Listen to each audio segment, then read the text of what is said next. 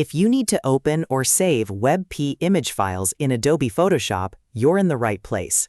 In this quick tutorial, I'm going to show you exactly how to open a WebP file, edit it if needed, and save it back out as a WebP using modern versions of Photoshop. The best part is that Photoshop version 23.2 and newer has native WebP support, so you do not need to install any extra plugins or workarounds. If this video helps, make sure to hit like and subscribe for more Photoshop tutorials. Alright, let's jump right in. First, let's open a WebP file in Photoshop.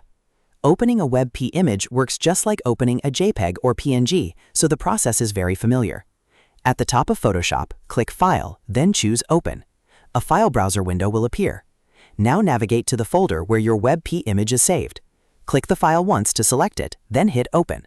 Photoshop will load the image just like any other supported format.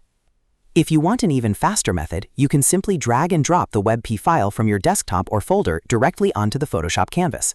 That's a great shortcut when you want to get to work quickly. Once the image is open, you can make your edits as needed, whether that's cropping, adjusting colors, adding text, or preparing it for web use. Now let's talk about saving a file as WebP in Photoshop. This is where a lot of people get confused because WebP files are handled a little differently from layered PSD files. WebP is strictly an 8-bit RGB format, so Photoshop treats it as a flattened copy to protect your original layered project. That means if you are working on a multi-layer file, you should always keep a PSD or layered master version first, then export a WebP copy when you're ready. To save your file as WebP, go to the top menu and click File, then choose Save a Copy. On Windows, you can also use the shortcut Ctrl-Alt and S. On Mac, use Command, Option, and S. This is the safest and most reliable way to export a WebP file in modern Photoshop. Once the Save a Copy window opens, look for the Save as Type drop-down menu. Click it and select WebP, usually shown as WebP file with the .webp extension. Then give your file a clear name, choose where you want to save it, and click Save. After that, Photoshop will open the WebP Options dialog box. This is where you can control the final output of your image. You'll usually see options for compression, quality, and metadata.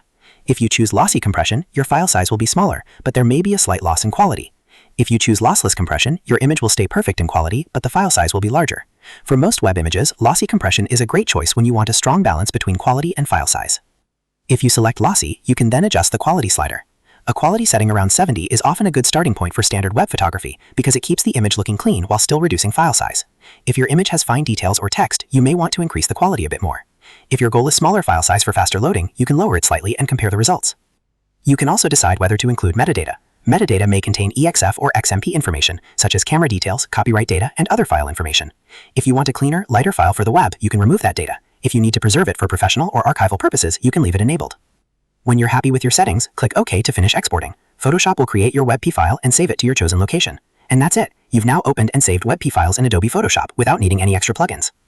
If you found this tutorial useful, please give it a like, subscribe to the channel, and turn on notifications so you don't miss the next helpful Photoshop guide. Thanks for watching, and I'll see you in the next video.